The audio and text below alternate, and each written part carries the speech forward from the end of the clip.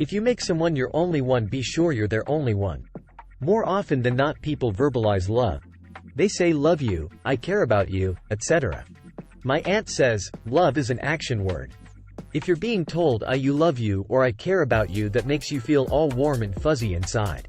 If there's no action behind the words, 9 times out of 10, you are not their number one.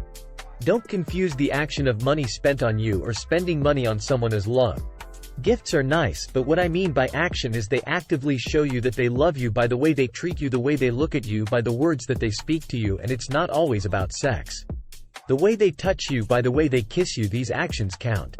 Conversely, if they cheat on you, abuse you mentally, or physically disregard your feelings, disregard your opinions, take from you all year long, and only give back February 14th or at Christmas. If you find yourself texting someone or calling someone and days go by before they respond, you're not the one.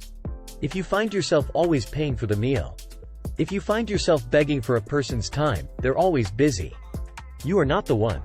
Do yourself a favor, refer back to the rule. Whatever stresses you out, get rid of. There is someone or something that will make you number one and treat you as such, be it at your job or from another person. Don't wake up every day or go to bed every night feeling less than because of others. Make yourself your number one. Love that person. If it's sex that you want, play hard, play on.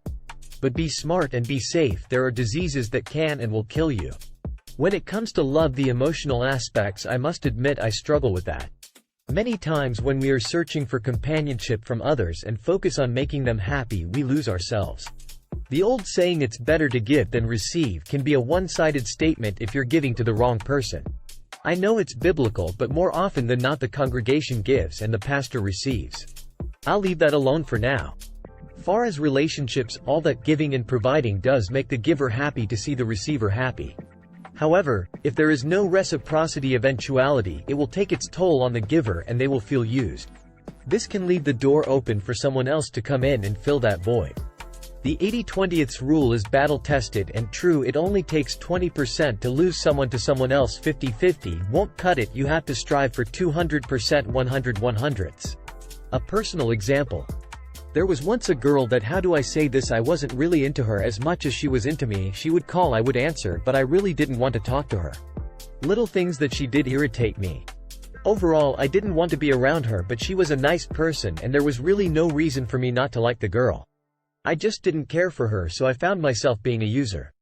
If she said, hey, I would like to go see this movie, I would say, no, I don't want to see that, let's go see this. If she said, I feel like some Italian food, I'd say Chinese, things like that. I was always being difficult. She wanted me to come with her somewhere, I would be busy. I did have sex with her and that was okay, but as soon as it was over, I was out the bed, in the shower, no cuddling, no talking. Talk to you later, see you, bye.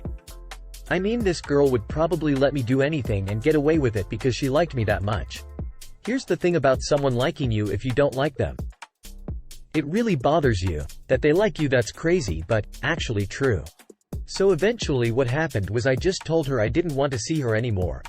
I was finally honest with her and she said, what did I do? I don't understand? In her mind, she was in a real relationship that was functioning.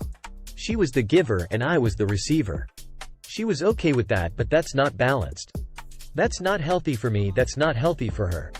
I bowed out gracefully, I just couldn't continue, and that was it. I do believe in what goes around comes around, and I really wouldn't want to be on the other end of that when it comes around. I think that there is more than one love for you. More often than not, it's the love that's best for you at the time.